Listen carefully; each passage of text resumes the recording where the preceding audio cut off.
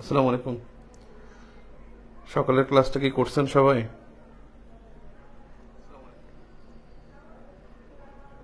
সকালের ক্লাসটা কি করছেন সবাই?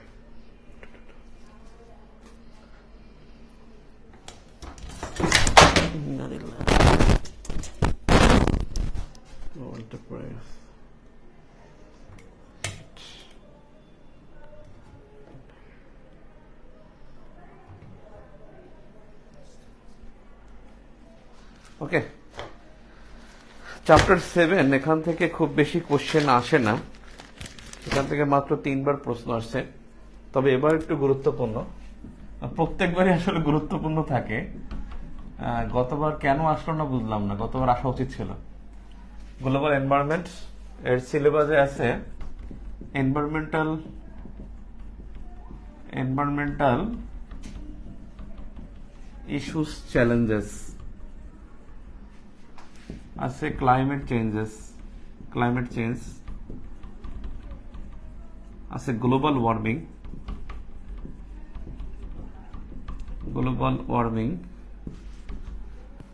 আছে সিলেবাসে, আছে গ্লোবাল ওয়ার্মিং, তারপরে আছে ক্লাইমেট অ্যাডাপ্টেশন।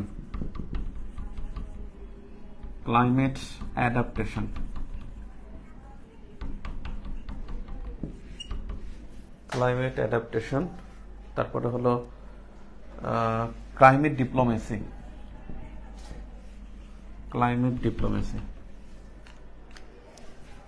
এই পাঁচটা ইস্যুস এখানে আছে।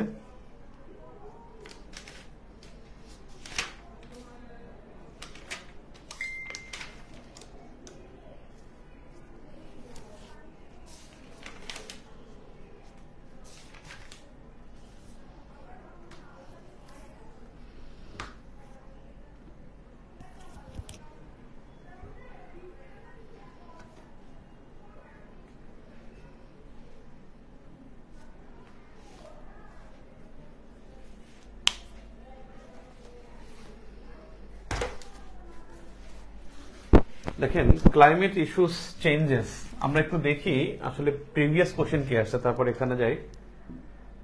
41st BCS এর লাস্ট আসছে, এটা আসছে যে চরম আবহাওয়ার ভয়াবহতা। চরম আবহাওয়ার ভয়াবহতা কি? এই চরম আবহাওয়ার ভয়াবহতা আসলে বেশ কয়েকটা ইস্যু যেখানে আছে, যে অনেকগুলো ঘটনা ঘটে এই চরম আবহাওয়ার। এর ফলে কিন্তু সমুদ্রের উচ্চতা বৃদ্ধি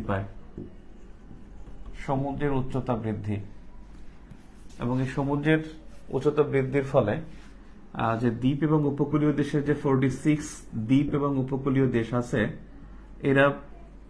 এরা ক্ষতির শিকার হয়। উপকূলীয় দেশ ও অঞ্চল এরা ক্ষতির শিকার হয়ে থাকে। চরম আবহাওয়ার ভয়াবহতা, এটা প্রশ্নটা আবারও আসতে পারে। এটা তীব্র তাপদাহ হয়। পৃথিবীতে স্মরণকালে সবচেয়ে উষ্ণতম বছর, এই যাবৎকালে উষ্ণতম বছর ছিল 2023। এবং এটা হয়তোবা ট্রাম্পের কথা শুনছে, হয়তোবা ট্রাম্পকে জিজ্ঞেস করছিল যে ট্রাম্প যখন প্যারিস এগ্রিমেন্ট থেকে নাম প্রত্যাহার করে নেয়, তখন তাকে জিজ্ঞেস করেছিল যে মানে আপনার প্ল্যানটা কি, আসলে যুক্তরাষ্ট্রের পরিকল্পনা কি, যে ক্লাইমেট চেঞ্জের পরিকল্পনা কি হবে। তখন সাংবাদিককে জিজ্ঞেস করছিল যে which was the hottest year in the world, তখন বলছিল যে 1973। তখন বলছিল যে ওকে, দিস ইজ ব্যাকগ্রেড issue, we should see next. এবং বলছে যে এনি কোয়েশ্চেন সোফার, মানে ওই কোয়েশ্চেনটা শেষ না করি বলছে এনি কোয়েশ্চেন সোফার, বলছে দিস ইজ ব্যাকডেট ইস্যু। কিন্তু আসলে দেখা গেল যে 23 সালই সবচেয়ে উষ্ণতম বছর ছিল। এরপরে যেটা হলো যে মানে এর ফলে মানে খরা বৃদ্ধি এবং এই খরা বৃদ্ধিটা বিশেষ করে আফ্রিকা অঞ্চলে এটা বেশি হয়েছে। তারপরে হলো যে খাদ্যশস্য উৎপাদন হ্রাস। এবং এটা ফাও যেটা বলছে, ফাওয়ের মতে যদি 1 ডিগ্রি তাপমাত্রা বাড়লে 1 ডিগ্রি যদি তাপমাত্রা বৃদ্ধি পায় তাহলে এখানে দুইটা রেজাল্ট হয়। একটা হলো গম উৎপাদন 6% হ্রাস পায়, 6% হ্রাস, আর ধান উৎপাদন হলো 10% হ্রাস পাবে। তাহলে এই একটা আশঙ্কা আছে। তীব্র চরম আবহাওয়ার ভয়াবহতার মধ্যে আরেকটা বিষয় আছে যে বন্যা দেখা দেয়। বন্যা ও সাইক্লোন বা ঘূর্ণিঝড় যেটাই বলি, এটা দেখা দেয়। এবং এই বন্যা ও সাইক্লোন, বিশেষ করে মধ্যপ্রাচ্যে বন্যা, এটা একটা নতুন ইস্যু হিসেবে দাঁড়িয়েছে। মধ্যপ্রাচ্যে বন্যা নতুন ইস্যু হিসেবে দাঁড়িয়েছে। হ্যাঁ আজই, হ্যাঁ বলো। আমি ক্লাসে হ্যাঁ, কিছু বলবা? বন্যা ও সাইক্লোন,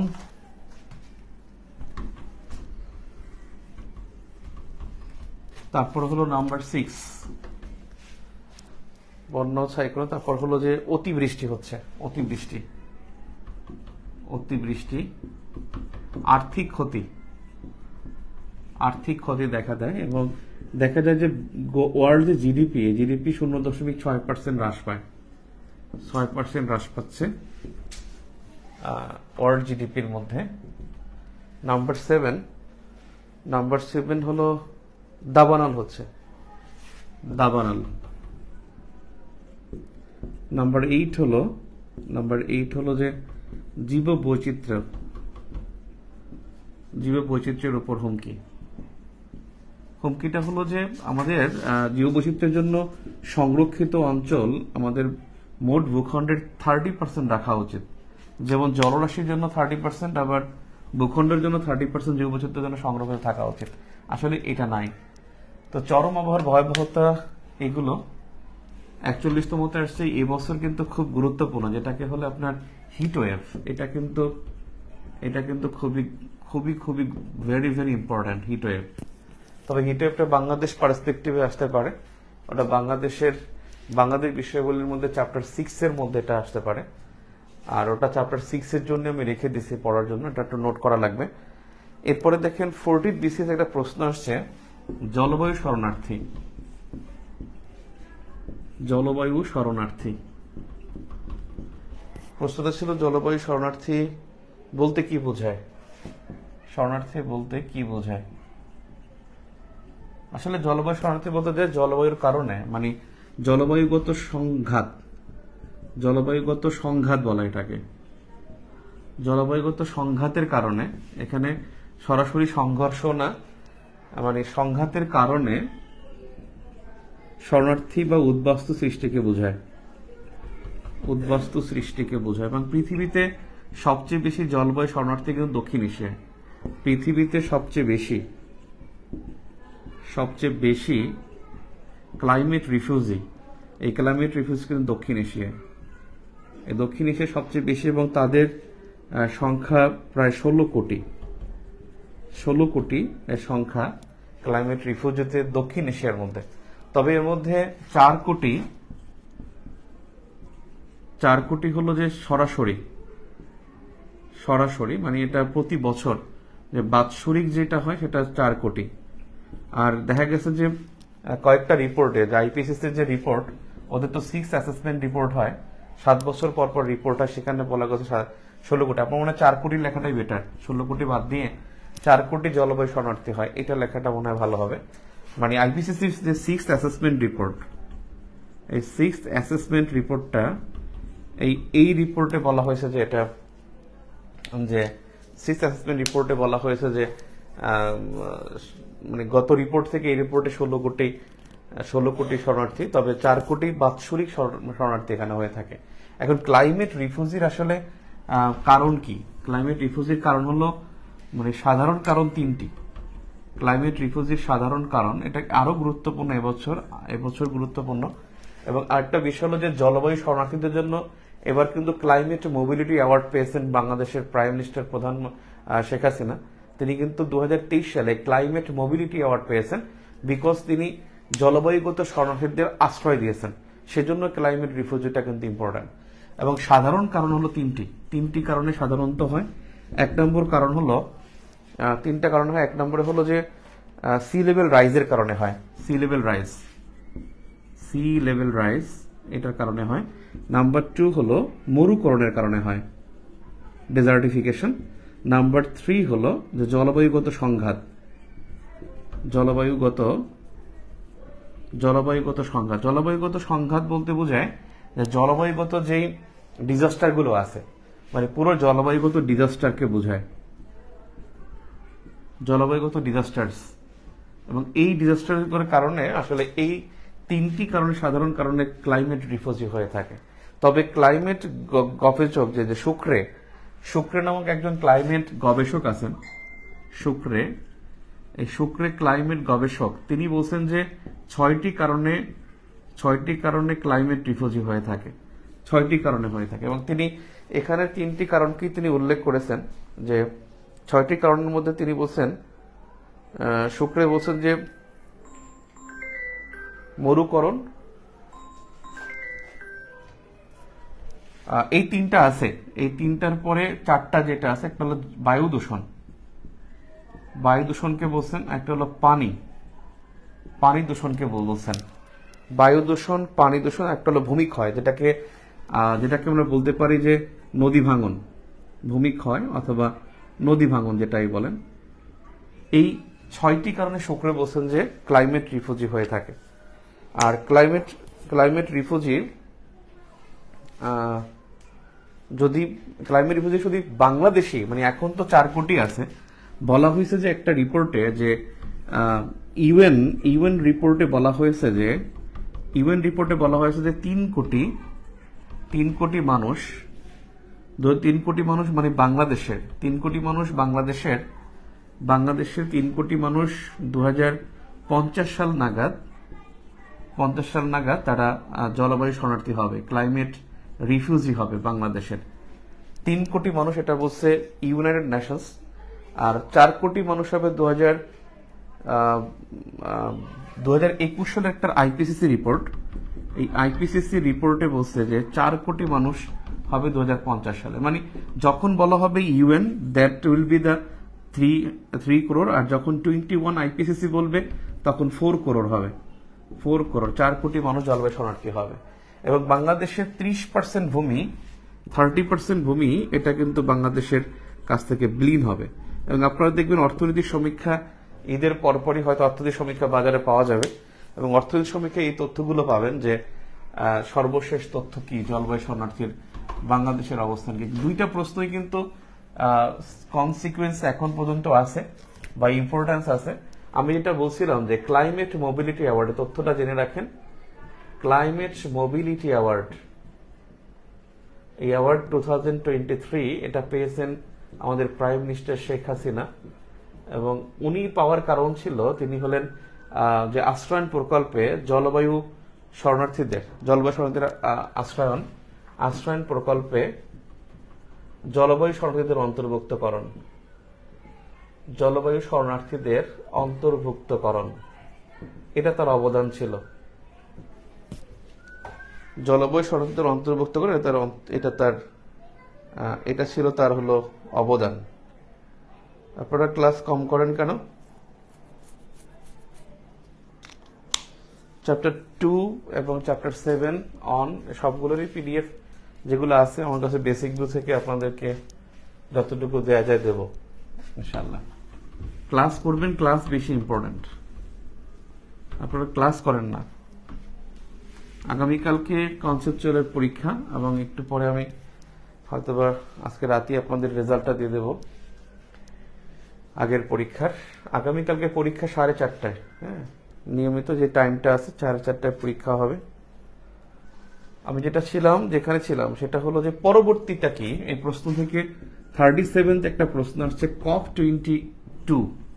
COP22 এর বিষয়বস্তু, এটা পরীক্ষা আসছে। তার মানে লাস্ট যে কপ হয়েছে সেই কপ কিন্তু ইম্পর্টেন্ট, এবং আপনাদের জন্য কিন্তু COP28 অনেক গুরুত্বপূর্ণ। COP28 যেটা দুবাইতে হয়েছে 2023 সালে, এবং সাধারণত নভেম্বরেই হয়ে থাকে, নভেম্বর থেকে ডিসেম্বর এই সময় হয়। এবং এই COP28 এর বিষয়বস্তু কি, এটা গুরুত্বপূর্ণ। COP28 এর গুরুত্বপূর্ণ বিষয়বস্তু মাত্র তিনটা গুরুত্বপূর্ণ বিষয়বস্তু। একটা হলো যে এই এই বিষয়বস্তুকে নাম দেওয়া হয়েছে গ্লোবাল স্টকটেক। পরীক্ষা আসতে পারে যে গ্লোবাল স্টকটেক কি বিষয়ক এবং এর বিষয়বস্তুগুলো কি কি। COP28 এখানে গ্লোবাল স্টকটেকের কথা বলা হয়েছে, গ্লোবাল স্টকটেকের কথা বলা হয়েছে এখানে COP28 এখানে তিনটা গুরুত্বপূর্ণ বিষয়বস্তু তিনটা। এক নম্বর হলো জীবাশ্ম জ্বালানি সাশ্রয়, এবং জীবাশ্ম জ্বালানি সাশ্রয়ে একটা নির্দেশনা দেওয়া হয়েছে। নাম্বার 2 যেটা বলা হয়েছে সেটা হলো যে 2030 সালের মধ্যে 100% নবায়নযোগ্য জ্বালানি, 30 সালের মধ্যে 100% নবায়নযোগ্য জ্বালানি, এবং আরেকটা বলেছে 2050 সালের মধ্যে নেট জিরো বাস্তবায়ন।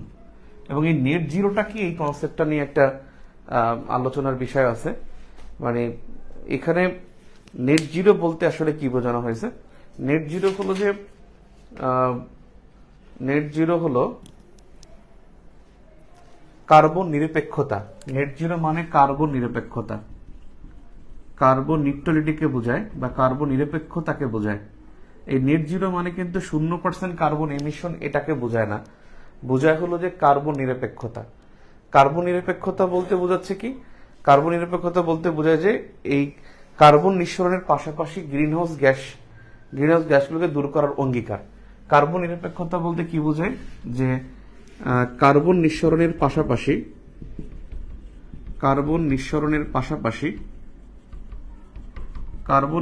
পাশাপাশি গ্রিনহাউস গ্যাস দূর করার অঙ্গীকার। এবং এই কার্বন নিরপেক্ষতার একটা একটা কিন্তু লক্ষ্যমাত্রা আগে থেকে নির্ধারণ করা হয়েছে প্যারিস জলবায়ু চুক্তিতে। এখানে এই কার্বন নিরপেক্ষতার একটা লক্ষ্য নির্ধারণ করা হয়েছে, লক্ষ্য যেটা হলো প্যারিস এগ্রিমেন্ট 2016।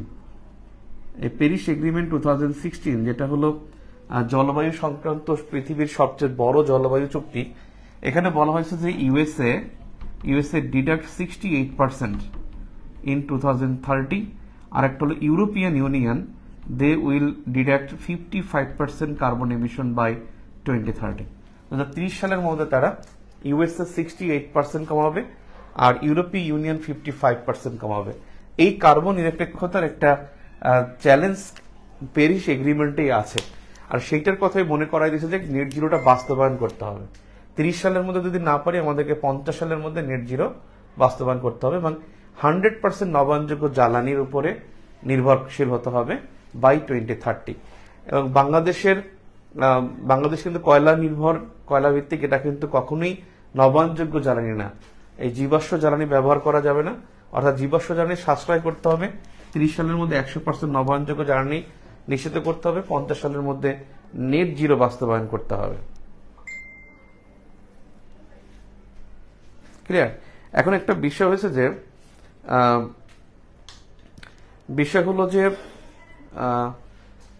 গ্লোবাল স্টকটেক, এটা না COP28, কিন্তু COP27 কিন্তু কম গুরুত্বপূর্ণ না। COP27 এর কিন্তু গুরুত্ব অনেক। COP27 যদি পরীক্ষায় আসে কখনো, যেটা 2022 সালে হয়েছিল, এবং এই 22 সালে যে হয় এটা কিন্তু প্যারিস এগ্রিমেন্ট হয়েছে কিন্তু প্যারিস এগ্রিমেন্ট 2016 সালে হয়েছে। আমি COP27 এর কথা বলতেছি। এইটাকে বলা হয় গ্লোবাল শিল্ড, SSILD। এটা শিরোনামটা হলো গ্লোবাল শিল্ড, আর এটা হলো গ্লোবাল স্টকটেক। মানে যে সিদ্ধান্তটা হয়েছে গ্লোবাল শিল্ড। এখানে যে বিষয়টা বলা হয়েছে, এখানেও 3টা গুরুত্বপূর্ণ বিষয়ের কথা বলা হয়েছে। 1 নম্বর গুরুত্বপূর্ণ যে বিষয় সেটা হলো 2030 সাল পর্যন্ত 30 সাল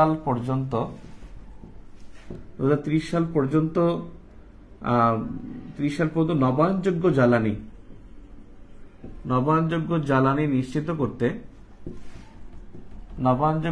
নিশ্চিত করতে $4 ট্রিলিয়ন অর্থ তহবিল সংগ্রহ, $4 ট্রিলিয়ন তহবিল সংগ্রহ। নাম্বার 2 যেটা, নাম্বার 2 হলো যে 2030 সাল, আমি 23 লিখছি কেন, আমি সরি, 2030 সাল পর্যন্ত নবায়নযোগ্য জ্বালানি নিশ্চিত করতে $4 ট্রিলিয়ন তহবিল সংগ্রহ, 2050 সাল নাগাদ নেট জিরো বাস্তবায়ন, ওইটাই আবার এখানে যুক্ত করা হয়েছে, নেট জিরো বাস্তবায়ন, এটা সেম।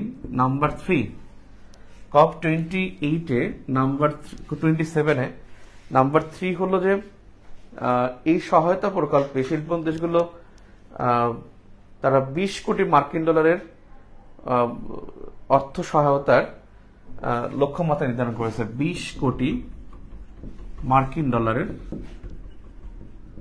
তহবিল সংগ্রহ করবে G7, USA and European union. তারা 20 কোটি ডলার তহবিল সংগ্রহ করবে, আর তা প্রদান করা হবে V20 এর 68টি দেশকে। V20 এর 68টি দেশকে, অর্থাৎ ভালনারেবল 20, যারা ক্ষতিগ্রস্ত দেশ, জলবায়ু ক্ষতিগ্রস্ত দেশ, এমন দেশ আছে পৃথিবীতে 68টা, সে 68 দেশের জন্য তারা এটা সংগ্রহ করবে।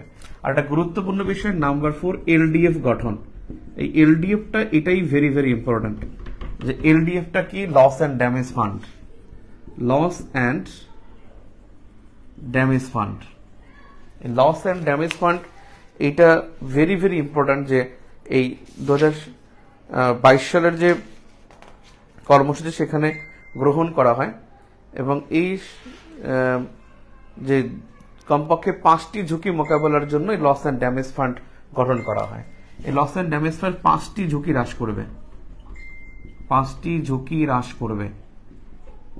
এই 5টি ঝুঁকি কি কি হ্রাস করবে? যেমন সমুদ্র পৃষ্ঠের উচ্চতা, চরম তাপপ্রবাহ হ্রাস করবে, এবং এই লস অ্যান্ড ড্যামেজ ফান্ডে যে অর্থ সংগ্রহ হবে তা কিন্তু করবে G7, USA, ইউরোপিয়ান ইউনিয়ন এবং অ্যানেক্স দ্য ফার্স্ট কান্ট্রিজ। আপনাদের আজকের ক্লাসে যেটা টাইপস অফ স্টেটের মধ্যে আমার বলার কথা ছিল, সেটা আমি বলি নাই এই অধ্যায়টার জন্যই, সেটা হলো অ্যানেক্স দ্য ফার্স্ট কান্ট্রিজ।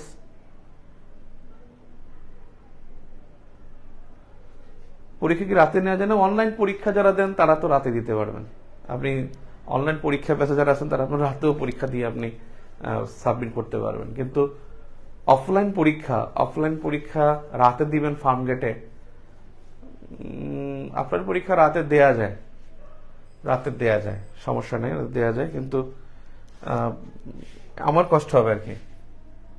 5টি ঝুঁকি হ্রাস করবে, আমি একটু দেখিনি। 1 নম্বর হলো সমুদ্রের উচ্চতা হ্রাস, এবং এই উচ্চতা হ্রাসের জন্য কাজ করতে গেলে তা কিন্তু যেটা করতে হবে, তাপমাত্রা কমাতে হবে। 2 নম্বর হলো তাপপ্রবাহ হ্রাস। 3 নম্বরে হলো যে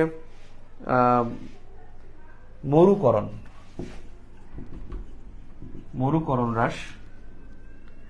নাম্বার 4 দাবানল হ্রাস। নাম্বার 5 কৃষি উৎপাদন বৃদ্ধি, বা ফসল উৎপাদন, শস্য উৎপাদন বৃদ্ধি। এখন দেখেন এগুলো সবকিছু করতে গেলে সবকিছুর সাথে কিন্তু টেম্পারেচার, হিট ওয়েভ, এটাই কিন্তু ফ্যাক্ট, সবগুলোর সাথে এটাই। এবং এই লস এন্ড ড্যামেজ ফান্ডে কি পরিমাণ অর্থ সরবরাহ করা হবে তারও কিন্তু একটা নির্দেশনা দেয়া আছে, যে কি পরিমাণ অর্থ সরবরাহ করতে হবে। এবং এখানে যে প্রতি বছর, অর্থাৎ এভরি ইয়ার, প্রতি বছর $100 বিলিয়ন তহবিল সংগ্রহ করতে হবে। $100 বিলিয়ন তহবিল সংগ্রহ করতে হবে। তাহলে প্রতি বছর $100 বিলিয়ন। আগে যেটা ছিল যে প্যারিস এগ্রিমেন্টে ছিল যে 2020 সালের মধ্যে 100 বিলিয়ন, $100 বিলিয়ন 2020 সালের মধ্যে, কিন্তু সেটা কিন্তু তারা করতে পারে না। এরপর নির্ধারণ করলো 2024, এখন পর্যন্ত 100 বিলিয়ন হয়নি।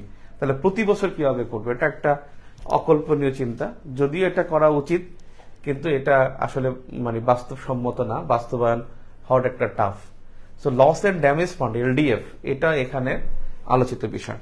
এখন আপনি যদি আসেন যে ভাই কোন কোন বিষয়গুলো এই অধ্যায়ের মধ্যে গুরুত্বপূর্ণ, আমি যদি বলি যে ক্লাইমেট ডিপ্লোমেসি থেকে আসি, ক্লাইমেট ডিপ্লোমেসি আসলেই এখানে গুরুত্বপূর্ণ।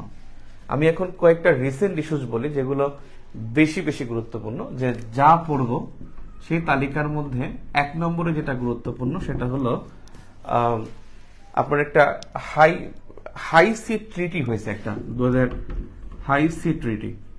এই হাই সি ট্রিটি জাতিসংঘের অধীনে 2023 সালে স্বাক্ষরিত হয় 20 সেপ্টেম্বর। হাই সি ট্রিটি এবং বাংলাদেশের বিশ্বের ইতিহাসে প্রথম কোনো গভীর সমুদ্র চুক্তি স্বাক্ষরিত হয় এবং এই চুক্তির বিষয়বস্তু হলো যে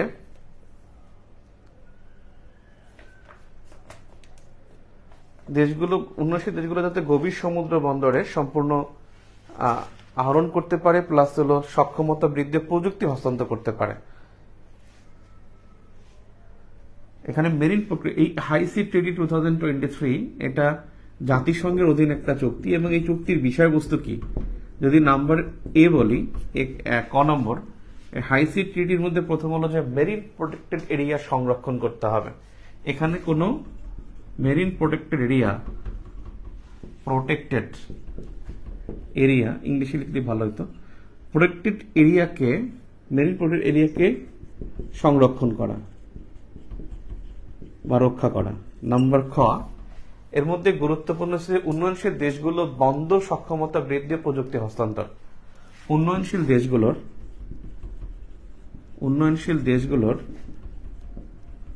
বন্দর সক্ষমতা বৃদ্ধি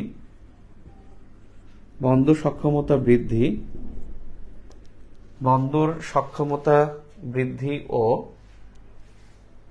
প্রযুক্তিগত হস্তান্তর।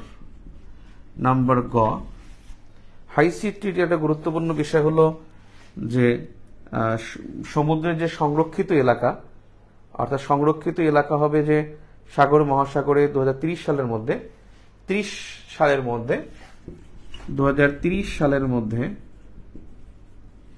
30% এলাকা, মানে সাগরের 30% এলাকা মানে সংরক্ষণ করা এবং এই সংরক্ষণটা করা হবে বেসিক্যালি যে সংরক্ষিত এলাকা হিসেবে ঘোষণা করা। 30% এলাকাকে সংরক্ষিত এলাকা হিসেবে ঘোষণা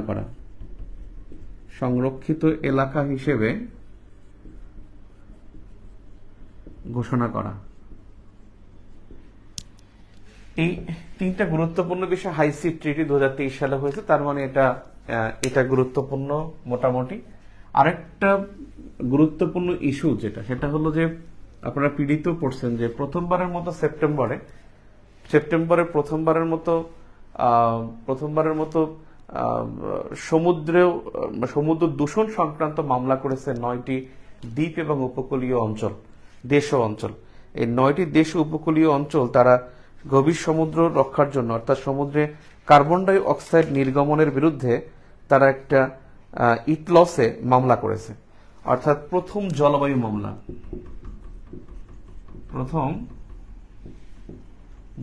মামলা। এবং এই মামলাটা হয়েছে 2023 সালের সেপ্টেম্বরে, 23 সালের 11 সেপ্টেম্বর, এবং এই মামলাটা করা হয়েছে international tribunal for law of the sea, ITLOS, যেটা হামবুর্গ জার্মানিতে কার্যালয়, এবং যেখানে আমরা সমুদ্র সীমা মামলা জয়লাভ করেছি এই হামবুর্গ জার্মানিতে, এখানে ইটলসে এই মামলাটা করা হয়। এবং এই মামলা করে যে 9টি দ্বীপ ও উপকূলীয় দেশ মামলা করে, দ্বীপ ও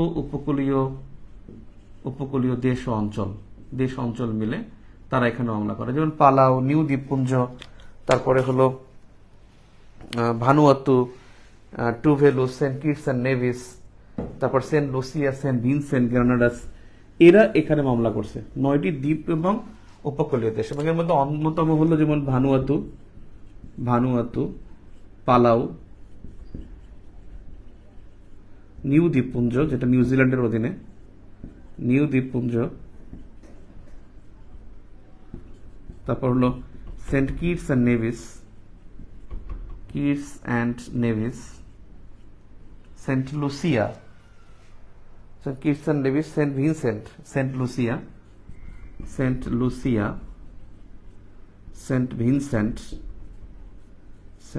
সেন্ট গ্রানাডাস,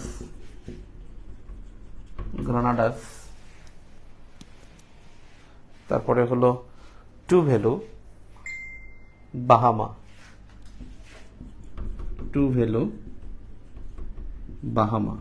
এখন যদি বলা হয় তাদের আসলে অভিযোগটা কি, তাদের অভিযোগটা হলো যে সমুদ্রে কার্বন ডাই অক্সাইড নির্গমন নিষিদ্ধ করা, সমুদ্রে কার্বন ডাই অক্সাইড নির্গমন নিয়ন্ত্রণ করা। এটার কারণে তারা মামলা করেছে ইতলসে 2023 সালের 11 সেপ্টেম্বর। সো জলবায়ু সংক্রান্ত বিষয়ের মধ্যে এখানে দেখলাম, কিন্তু আমরা নিচ থেকে যদি যাই climate diplomacy, what is climate diplomacy? Climate diplomacy হলো মানে এই ডিপ্লোমেসিটা আসলে প্রয়োজন কেন? ক্লাইমেট ডিপ্লোমেসি আসলে প্রয়োজন বললে 4টি কারণের প্রয়োজনীয়তা আছে। ক্লাইমেট ডিপ্লোমেসির 4টি কারণের প্রয়োজনীয়তা খুবই জরুরি।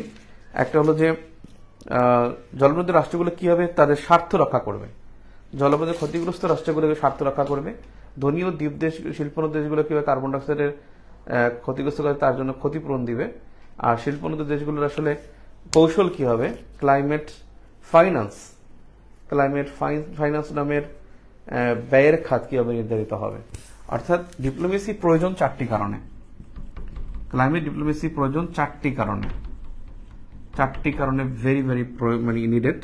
1 নম্বর যদি বলা হয় সেটা হলো যে জলবায়ু ক্ষতিগ্রস্ত সামাল দিবে কিভাবে, অর্থাৎ জলবায়ু ক্ষতিগ্রস্ত রাষ্ট্রগুলো কিভাবে ক্ষতিপূরণ পাবে, অর্থাৎ জলবায়ু ক্ষতিগ্রস্ত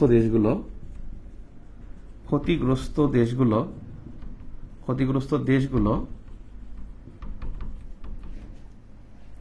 কিভাবে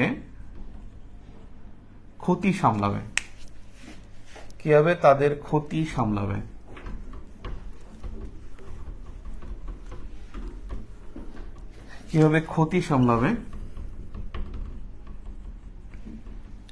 নাম্বার 2, ধনী ও শিল্পোন্নত দেশগুলো কার্বন নিঃসরণের করে জলবায়ু ক্ষতিগ্রস্ত কিভাবে দায় শোধ করবে, অর্থাৎ জলবায়ু ক্ষতির জন্য দায়ী দেশগুলোকে একত্রে যেটা বলা হয় সেটা হলো অ্যানেক্স দ্য ফার্স্ট। এই কান্ট্রিজ আছে 43টি প্লাস ইউরোপিয়ান ইউনিয়ন, এখানেই শেষ হয়ে গেল। এবং অ্যানেক্স দ্য ফার্স্টের ধারণা দিয়েছে ইউএনএফসিসি,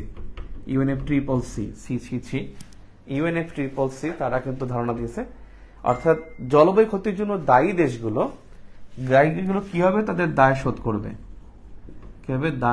করবে। নাম্বার 3, ধনী ও শিল্পোন্নত দেশ মানে অ্যানেক্স দ্য ফার্স্ট, ধনী ও শিল্পোন্নত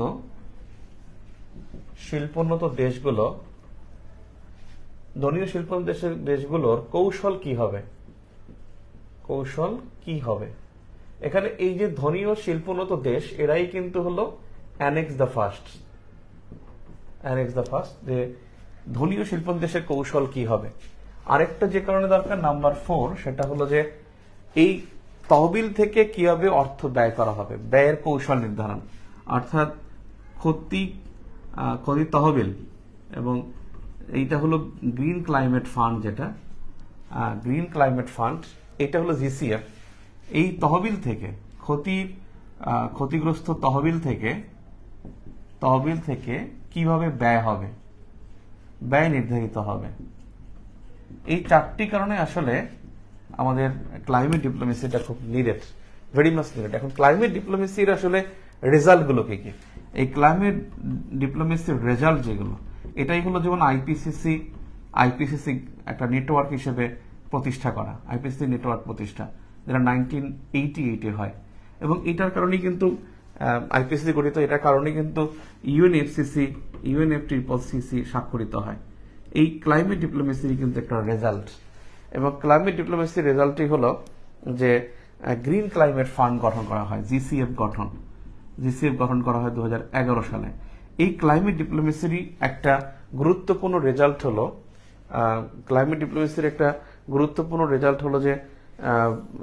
যেটা হলো যে global centre adaptation, global centre on adaptation, GCA গঠন। জিসিএ যেটা গঠন করা হয় 2019 সালে, 18 সালে জিসিএ গঠন করা হয়। এগুলো কিন্তু ক্লাইমেট ডিপ্লোমেসির রেজাল্ট। এবং এই যে নেগোসিয়েশন একটা গুরুত্বপূর্ণ দুটি অংশ আছে নেগোসিয়েশনের ক্ষেত্রে। একটা হলো ক্ষতিগ্রস্ত দেশের, আর একটা হলো ক্ষতি করে এই দেশগুলো। এই দুইটা পার্টির মধ্যে নেগোসিয়েশনটা করা, অর্থাৎ negotiation parties are the annexe the first. এই অ্যানেক্স দ্য ফার্স্ট একটু আগে বললাম, যারা জলবায়ু ক্ষতি করে এমন 43টা দেশ প্লাস হলো ইউরোপিয়ান ইউনিয়ন, এবং they are the responsible for the climate change. আর অপরদিকে নেগোসিয়েশনের যে আরেকটা পার্ট, সেটা হলো AOSIS countries, AOSIS and V20 countries. AOSIS এবং V20 মানে কারা?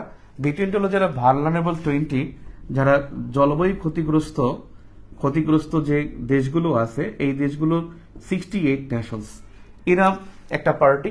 এবং আরেকটা পার্টি হলো অ্যাওসিস। এই অ্যাওসিস যেটা 1990-তে গঠন করা হয়। অ্যাওসিস মানে হলো alliance of the small island states.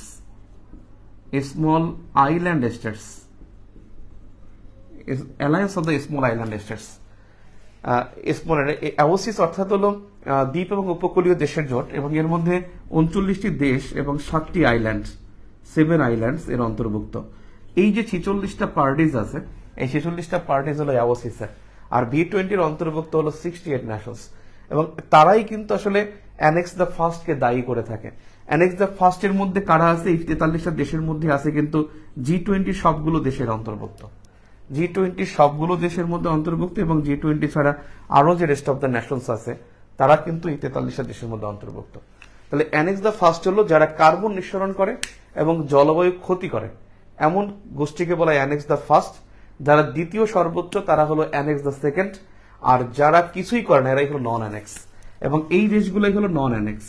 এবং আমাদের বাংলাদেশ সহ যারা যে দেশগুলো আছে এরা হলো নন অ্যানেক্স কান্ট্রি। আর অ্যানেক্স দ্য সেকেন্ড হলো এই উন্নত বিশ্বের পর, শিল্পোন্নত দেশের পরে যারা দ্রুত উন্নয়নশীল বর্ধনশীল দেশ, তারা হলো অ্যানেক্স দ্য 2 এর অন্তর্ভুক্ত। এবং এই অ্যানেক্স দ্য ফার্স্ট তারাই কিন্তু দেখা যায় যে যেটা COP15 একটা নির্ধারণ করে দেওয়া হয়েছিল, আপনারা খেয়াল করবেন COP15 যেটা 2009 সালে হয়েছিল, COP15 নির্ধারণ করে দেওয়া হয় যে এরা জলবায়ু ক্ষতিগ্রস্ত দেশ, তারা জলবায়ু কার্বন নিঃসরণ করে, তারা টেম্পারেচার বৃদ্ধি করে, আলটিমেটলি ক্ষতিগ্রস্ত হয় এই দেশগুলো।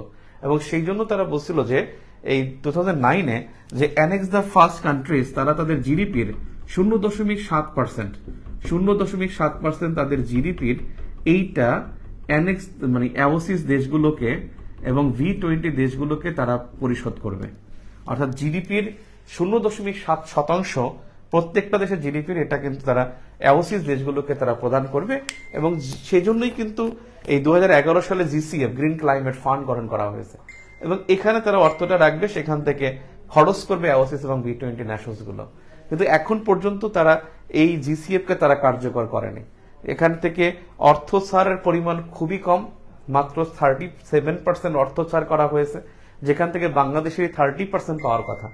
এবং গত শতাব্দী থেকে পৃথিবীতে যে দুর্যোগগুলো হয়েছে তার মধ্যে সবচেয়ে বেশি দুর্যোগ অ্যাওসিস দেশগুলোর মধ্যে বাংলাদেশে হয়েছে। 191টা দুর্যোগ বাংলাদেশকে আঘাত হানছে। এই 191টা যে দুর্যোগ বাংলাদেশে আঘাত হানছে এটা পৃথিবীর মধ্যে তৃতীয়, কিন্তু প্রথম যে 2টা দেশ আছে তারা কিন্তু শিল্পোন্নত দেশ। যেমন জাপান একটা দেশ আছে যেখানে সবচেয়ে বেশি হয়েছে, একটা চায়না। কিন্তু বাংলাদেশ হলো থার্ড বিগেস্ট নেশন, বা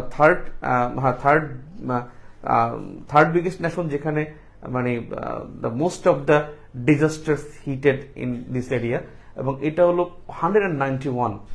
তো বেসিক্যালি এক্ষেত্রে বাংলাদেশকে বলছিল যে এই যে GCF এর যে তহবিল সংগ্রহ হবে তার 30% বাংলাদেশের পাওয়ার কথা, কিন্তু বাংলাদেশের ধারে কাছেও পায়নি।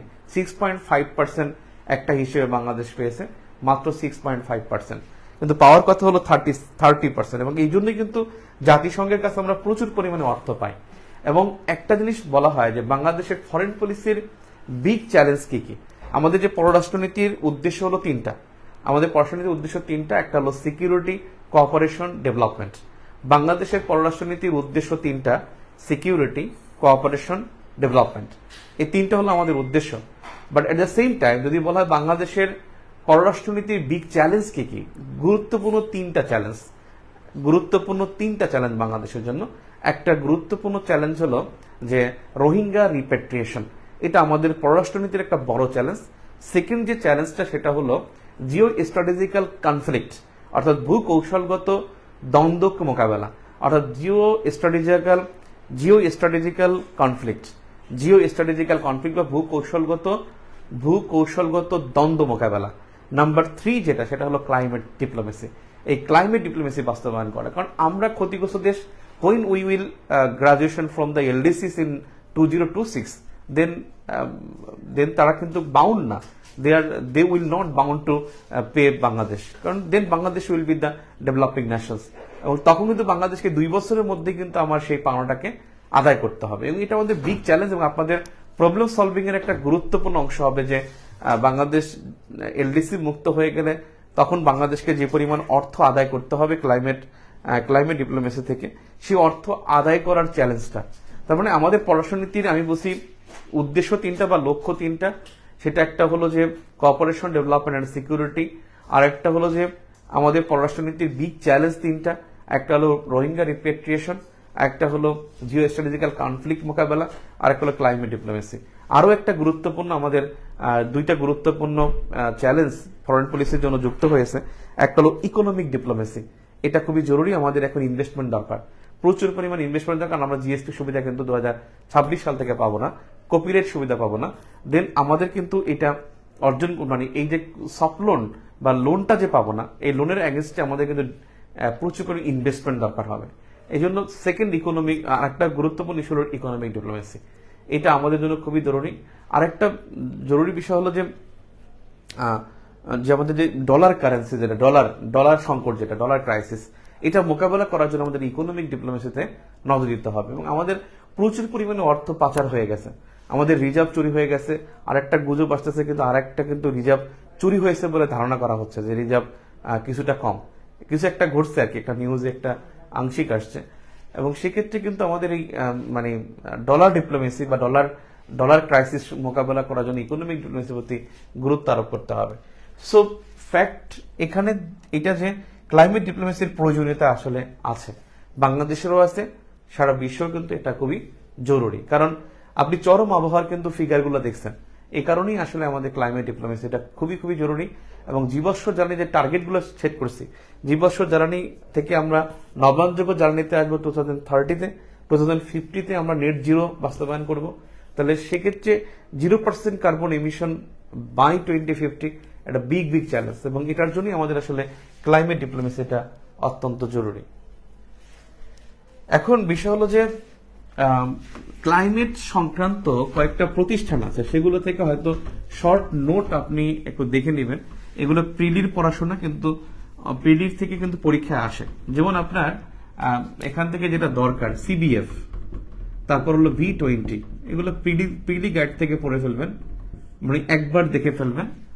অ্যাওসিস, যেটা আমি একটু আগে লিখে দিছি, অ্যাওসিস। তারপরে হলো GCA, global centre on adaptation, যেটা আমাদের দক্ষিণ এশিয়ার দ্বিতীয় আঞ্চলিক কেন্দ্র, কিন্তু এই 2020 সালে করোনার সময় বাংলাদেশের ঢাকায় স্থাপন করা হয়েছে, জিসিএ। তারপরে যেটা হলো যে global biofuel alliance, GPA, global biofuel alliance. এই গ্লোবাল বায়োফুয়েল অ্যালায়েন্সটা কিন্তু 2023-তে হয়, গ্লোবাল বায়োফুয়েল অ্যালায়েন্স, জিবিএ যেটা, অর্থাৎ গ্লোবাল বায়োফুয়েল অ্যালায়েন্স গত বছর এটা হয়েছে যখন করলো, হ্যাঁ 2023 সালে হয়েছে। 2023-তে গ্লোবাল বায়োফুয়েল অ্যালায়েন্স, এখানে 19টি দেশের সদস্য এবং 12টি সংস্থা এর অন্তর্ভুক্ত। এবং গ্লোবাল বায়োফুয়েল অ্যালায়েন্স মানে গ্লোবাল বৈশ্বিক যে জীবাশ্ম জ্বালানি কমিয়ে জৈব জ্বালানি ব্যবহার করা, অর্থাৎ জৈব জ্বালানি জোট, বিশ্বের জৈব জ্বালানি জোট, এই জোট গঠন করা হয়েছে 2023 সালে। এখানে বাংলাদেশ আছে, ইন্ডিয়া আছে, ইউএসএ আছে, ব্রাজিল আছে, আর্জেন্টিনা আছে, অস্ট্রেলিয়া আছে। এরা কিন্তু হলো জিবিএর অন্তর্ভুক্ত। 19টি দেশ এবং 12টি সংস্থা এর অন্তর্ভুক্ত। এবং এই গ্লোবাল বায়োফুয়েল অ্যালায়েন্স একটা বিগ বিগ ইনিশিয়েটিভস, এটা খুবই ইম্পর্টেন্ট এটা গ্লোবাল বায়োফুয়েল অ্যালায়েন্স। এবং এই বিগ ইনিশিয়েটিভস এইটা যে এই দেশগুলো চাচ্ছে তারা জৈব জ্বালানি জোট করবে, তারা জীবাশ্ম জ্বালানির পরিবর্তে নবায়নযোগ্য জ্বালানি ব্যবহার করবে এবং জীবাশ্ম জ্বালানিকে তারা সেফে রাখবে। এবং এখানে যেটা আছে যে যে এটা আসলে গুরুত্ব কি, এটা গুরুত্ব অনেক বেশি, অনেক গুরুত্বপূর্ণ এটা, যে ইন্টারন্যাশনাল যে এনার্জি এজেন্সি আছে আইইএ ইন্টারন্যাশনাল এনার্জি এজেন্সি, এবং তারা খুবই সাধুবাদ জানিয়েছে যে এই গ্লোবাল অ্যালায়েন্সকে, এবং তারা বলছে 2050 সাল নাগাদ যে আমাদের জলবায়ু লক্ষ্যমাত্রা সমূহ আছে এই লক্ষ্যে পৌঁছাতে হলে আমাদের জিরো এমিশনে যেতে হবে। অর্থাৎ জিরো এমিশনে যদি যেতে হয় বা নেট জিরোতে, এই জিরো এমিশন বা নেট জিরোতে যদি পৌঁছাতে হয়, এই নেট জিরোতে পৌঁছাতে হলে আমাদের কিন্তু এই গ্লোবাল বায়োফুয়েল অ্যালায়েন্সের কার্যকারিতা অত্যন্ত জরুরি।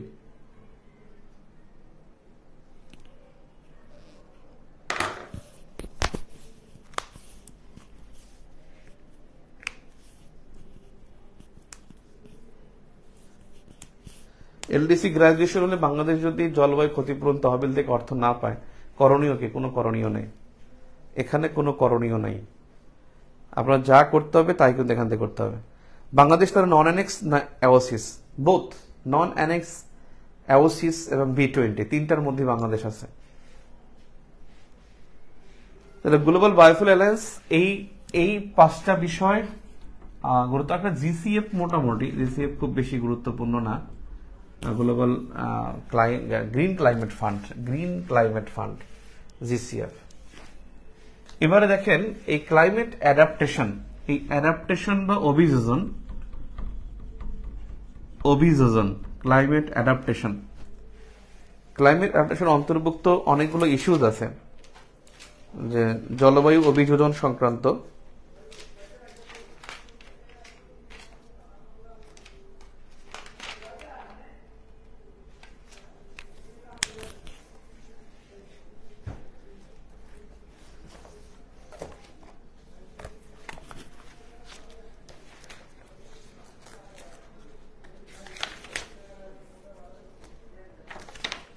আপনারা ক্লাসই করেন না, তো কম ক্লাস করলে হয়?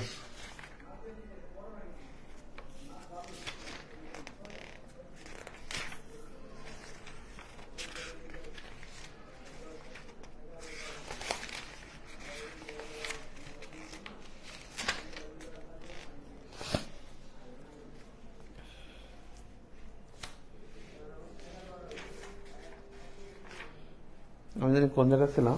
আচ্ছা, এখানে একটা গুরুত্বপূর্ণ বিষয় মিসিং হয়েছে, যেটা অত্যন্ত গুরুত্বপূর্ণ, সেটা হলো carbon trade. What is carbon trade? কিছু কনসেপ্ট আছে, যে কনসেপ্টগুলো একটু বলে নেই। এখানে এগুলো লাগবে না, এগুলোর মধ্যেই যে কনসেপ্টগুলো সেগুলো হলো, যেমন এক নম্বরে হলো আপনার এই কার্বন ট্রেড, আর কার্বন নিরপেক্ষতা, কার্বন নিউট্রালিটি তো বললাম যে 0% নেট জিরো, যেটা carbon neutrality,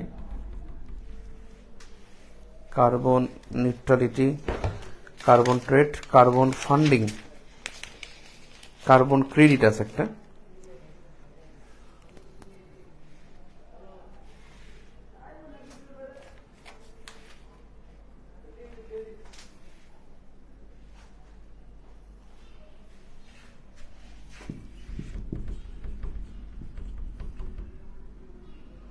carbon funding, carbon credit. Number 4 green economy. Number 5 green banking. Green economy, green banking. সেদিন ভাইবা ক্লাসে জিজ্ঞেস করছে একজনকে, ভাইবা গ্রিন ইকোনমি কি? গ্রিন ইকোনমি মানে হলো যে সবুজ অর্থনীতি, বেসিক্যালি ফরেস্ট্রি বলছে, মানে বনের অর্থনীতি। আর ব্লু ইকোনমি হলো সাগরের অর্থনীতি। ওইটা বুঝছে যে ব্লু ইকোনমি সাগরের, গ্রিন ইকোনমি হলো ফরেস্টের। Carbon trade, carbon neutrality, carbon credit, green economy, green banking, 5টা কনসেপ্ট আছে। এই 5টা কনসেপ্ট গুলো একটু দেখি আমি। গ্রিন ব্যাংকিং মানে paperless banking. Paperless banking, paperless banking মানে কাগজবিহীন যে ব্যাংকিং, যেখানে অনলাইন ব্যাংকিং হবে, সবকিছু ক্যাশলেস সোসাইটি হবে, ক্যাশলেস ব্যাংকিং হবে। তারপরে চেকের ব্যবহার থাকবে না। চেকের ব্যবহার হলে তো কাগজ ছাপানো লাগবে না। কাগজ যদি ছাপানো না লাগে তাহলে কিন্তু আপনার তাহলে কিন্তু এখানে আপনার বাঁশ কাটতে হবে না। তাহলে অবশ্যই কি হবে, এখানে এটা সেভ হবে। এরপরে হলো যে এখানে অনলাইন ব্যাংকিং হবে, ফিঙ্গারপ্রিন্ট হবে, যেখানে কোনো কাগজের ব্যবহার নাই, জলবায়ু কোনো ক্ষতিগ্রস্ত হওয়ার কোনো কারণ নাই। তারপরে আপনি ক্যাশলেস সোসাইটি মানে আপনার মোবাইল ব্যাংকিং যেটা হচ্ছে, শুধুমাত্র কি হচ্ছে, আমি আপনাকে ব্যাংকে মোবাইলে পাঠাই দিচ্ছি, আপনি ওটা আরেকজনে পাঠাচ্ছেন, আলটিমেটলি দেখা যাবে যে ক্যাশের দরকার হবে না। তখন ইলেকট্রনিক মুদ্রা বা এরকমের এইটাই মুদ্রা হিসেবে কাউন্ট হবে। তখন কি হবে যে আলটিমেটলি এটা ব্যবহার না হলে কিন্তু গ্রিন ব্যাংকিংটা সফল হবে, মানে হবে, সাকসেসফুল হবে। সো এখানে পেপারলেস ব্যাংকিংটাকে বুঝিয়েছে এবং এটা অনলাইন ব্যাংকিংকে প্রমোট করে, অনলাইন ব্যাংকিং। আর গ্রিন ইকোনমি যেটা, গ্রিন ইকোনমি আসলে সবুজ অর্থনীতি। সবুজ অর্থনীতি হলো যে পরিবেশ বান্ধব অর্থনীতি। যে অর্থনীতিটা পরিবেশ বান্ধব হবে সেটাকে সবাই এক্সারসাইজ করবেন। পরিবেশ বান্ধব অর্থনীতি যেমন ব্যাংকের মাধ্যমে করতে পারে, যে আপনি আসলে একটা ইটের ভাটা দিবেন, আপনি যদি পরিবেশের সবকিছু মেনটেন করেন তাহলে আপনাকে আমরা 1 লাখ টাকা বেশি ঋণ দেব। যদি আপনি পরিবেশ বান্ধব কোনো কাজ করেন তাহলে আপনাকে বেশি সহায়তা দেওয়া হবে বা আপনাকে পুরস্কৃত করা হবে। এই রিওয়ার্ড করা, স্বীকৃতি দেয়া, আর্থিক সুবিধা দেয়া, প্রণোদনা দেয়া, এগুলোর মাধ্যমে পরিবেশ বান্ধব অর্থনীতিকে সাকসেসফুল করা যায়। এখন carbon trade, carbon neutrality, carbon credit. Carbon neutrality যেটা বললাম নেট জিরোকে বোঝায়। নেট জিরো মানে হলো যে নেট জিরো বলতে বোঝায় যে এখানে কার্বনের পাশাপাশি কার্বন হ্রাস করব, সবসময় কার্বন হ্রাসের দিকে থাকবো, যা আছে তার থেকে হ্রাস করব। আমার এখন কার্বন নির্গমন করার কথা আমার যতটুকু, তার সাথে আমি হ্রাস করব। অর্থাৎ 1 টন কার্বন নির্গমন করব, সেখানে আমি এটা কমাই আনতে পারবো, প্রত্যেক বছর কমাবো। এটা হলো কার্বন নিউট্রালিটি, মানে ক্রমশ কার্বন হ্রাস করব এবং এট দ্য সেম টাইম যেটা করব, কার্বন হ্রাসের পাশাপাশি গ্রিন হাউস গ্যাস থেকে গ্রিন হাউস গ্যাস দূর করার অঙ্গীকার করব, দূর করার অঙ্গীকার। এটা হলো কার্বন নিউট্রালিটি। এখন কার্বন ক্রেডিট আর হলো কার্বন ট্রেড, দুইটা অনেকটা একই ধরনের।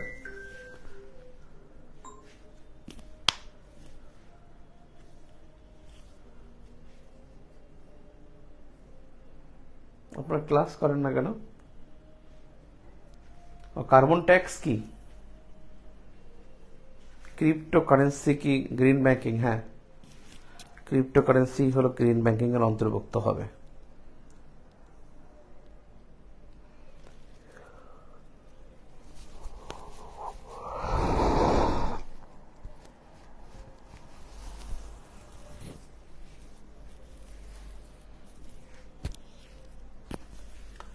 কার্বন ট্রেড, এই কনসেপ্টটা মানে হলো কার্বন বাণিজ্য, বাংলায় বললে কার্বন বাণিজ্য। এই কনসেপ্টটা গ্রো হয় 1997-এ, যখন কিয়োটো প্রোটোকল স্বাক্ষরিত হয়। এই কিয়োটো প্রোটোকল, যার উদ্দেশ্য ছিল যে উষ্ণতা হ্রাস বা তাপমাত্রা হ্রাসের জন্য কিয়োটো প্রোটোকল স্বাক্ষরিত হয় 1997-এ, এবং এই কিয়োটো প্রোটোকলের মেয়াদ শেষ হয় 2020 সালের 31 ডিসেম্বরে। 2020 সালের 31 ডিসেম্বর কিয়োটো প্রোটোকলের মেয়াদ শেষ হয়। এই কিয়োটো প্রোটোকলের মেয়াদ শেষ হয় 31 ডিসেম্বর 2020 সালে। তবে এখানে কার্বন ট্রেডের কথা বলা হয়েছে যে যদি এ কান্ট্রি এবং বি কান্ট্রি, এই দুটি কান্ট্রি, তাদের এইটা হলো তাদের ধরেন কার্বন ক্রেডিট, অর্থাৎ কার্বন ক্রেডিট হলো তাদের কি পরিমাণ কার্বন তারা নির্গমন করতে পারবে, একটা দেশ অনুসারে, জনসংখ্যা অনুসারে এটা ঠিক করে দিল। ধরেন একটা কার্বন ক্রেডিট এর মাত্রা ঠিক করে দিল যে বি কান্ট্রি এতটুকু কার্বন ক্রেডিট আছে তার, আর এ কার্বন ক্রেডিট এতটুকু, যে এতটুকু কার্বন নির্গমন করতে পারবে। অর্থাৎ কার্বন নির্গমনের হার নির্ধারণ, হার বা পরিমাণ নির্ধারণ, হার না বললে পরিমাণ, এই কার্বন নির্গমনের পরিমাণ নির্ধারণ, এই যে পরিমাণ নির্ধারণকে বলা হয় কার্বন ক্রেডিট। এখন দেখেন এই রকমের একটা ধরেন গ্রাফ যদি যায়, তাহলে ওর এতটুকু কার্বন নির্গমন করার কথা, ওর এতটুকু কার্বন নির্গমন করার কথা, কিন্তু এ কান্ট্রি কার্বন নির্গমন করছে এতটুকু, এই বিশাল এতটুকু সে কার্বন নির্গমন করেছে, আর বি কান্ট্রি সে কার্বন নির্গমন করেছে এতটুকু কার্বন নির্গমন করেছে। এখন দেখেন বি কান্ট্রি কার্বন নির্গমন করলো এতটুকু আর ও করলো এতটুকু, তার মানে ও কিন্তু এতটুকু বেশি কম করেছে। যে জলবায়ু যে মানে ক্ষতিপূরণ তহবিল, এখানে এইটাই তহবিলে জমা হবে, ক্ষতিপূরণটাই এই জমা হবে, অর্থাৎ এই যে কার্বন কিনে আনলো এই টাকাটাই ওখানে জমা হবে এবং সেখান থেকে আবার ও পাবে। তার মানে এখানে বেসিক্যালি উদ্দেশ্য কি? উষ্ণতা হ্রাস করা। কারণ সবাই চেপে যে আমি 1 টন কার্বন নির্গমন করতে পারবো, আমি কি করব, আমি 1 টন করব না, আমি এটা 980 কেজি বা 80 যেটাকে বলে 80 লিটার করব। আর ও চাইবে যে আমিও কম করি, ও যাতে ওকে কম পে করতে হয়, ও চাইবে যে কম করতে যাতে সে বেশি পায়। এইটাই হলো কার্বন ট্রেডের কনসেপ্টটা। একজন জিজ্ঞেস করছেন কার্বন ট্যাক্স কি? হ্যাঁ, কি কস ওটা টিপ দে, ক্লোজ দে। হ্যাঁ, আল্লাহ রে,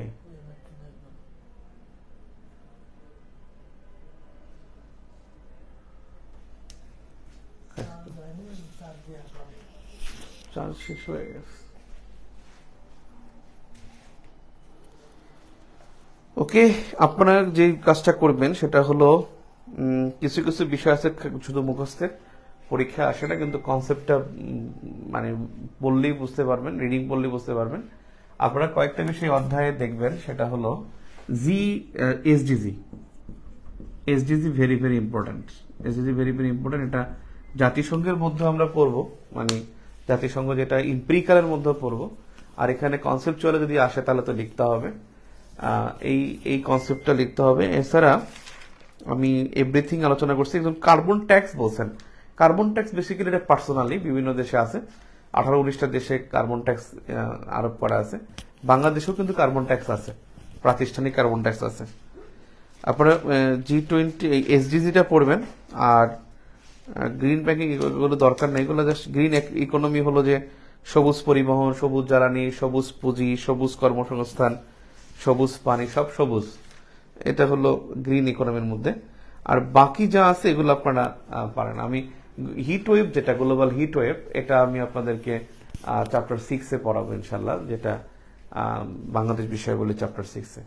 ঠিক আছে, সো আমি মনে করি যে আপনারা অধ্যায়টা বুঝতে পারছেন। আমি আপনাদের এটার একটা মানে দুইটার বেসিক বুঝে যে পিডিএফটা আছে সেটাই আমি একটু দেখে আপনাদেরকে শেয়ার করবো ইনশাল্লাহ। তো আশা করি কালকে পরীক্ষা হবে 4:30টায়। যারা অফলাইনে আছেন অফলাইন পরীক্ষা বেছে তারা অফলাইনে দিবেন, আর অনলাইনে যারা আছেন তারা অনলাইনে পরীক্ষা দিবেন। ঠিক আছে, আর দেখি আপনাদের রেজাল্টটা আমি পরীক্ষার আগেই দিয়ে দিচ্ছি ইনশাল্লাহ। থ্যাংক ইউ, আজকে এই পর্যন্তই। মোবাইলে চার্জ নাই, যে কোনো সময় বন্ধ হয়ে গেলে ক্লাসটাই আউট হয়ে যেতে পারে।